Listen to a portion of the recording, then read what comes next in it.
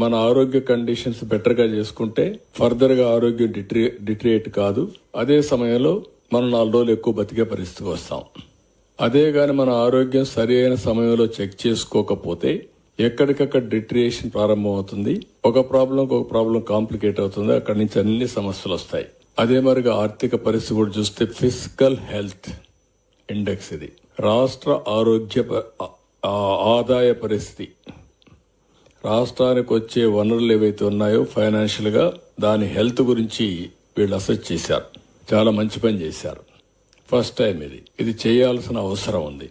ఎప్పటికప్పుడు 30 ఏళ్లైంది మనకు ఆర్థిక సంస్కరణలు వచ్చి 94-95 ఆ సమయంలో టెక్నాలజీ ఎవరైనా రాజకీయ నాయకులు పాలసీ మేకర్స్ గా ఉండేవాళ్ళు గాని జాగ్రత్తగా పనిచేస్తే రాష్ట్ర అభివృద్ధి కోసం, దేశ అభివృద్ధి కోసం, ఆ దేశంలో సమస్యలు పరిష్కారం చేయడమే కాకుండా ప్రజల యొక్క భవిష్యత్తు బంగారు భవిష్యత్తు అవుతుంది.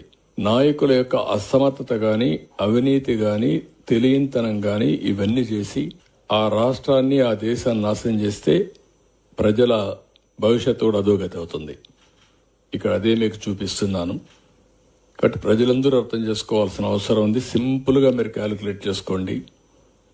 మీ ఆరోగ్య పరిస్థితి క్షీణించినప్పుడు మీరు ఏ విధంగా సఫర్ అవుతారో మీరు పని చేయలేరు. ఆరోగ్య ఖర్చులు పెరుగుతాయి. ఇంట్లో వాళ్ళకు భారం అవుతారు. అక్కడి నుంచి మీ ఇంటి ఆర్థిక పరిస్థితి, మీ ఇంటి ఆనందం కూడా క్షీణించిపోయే పరిస్థితికి వస్తుంది. మీరు అనారోగ్యంగా ఉండి ఇంట్లో వాళ్ళందరినీ కూడా ఇబ్బంది పెట్టే పరిస్థితికి వస్తారు.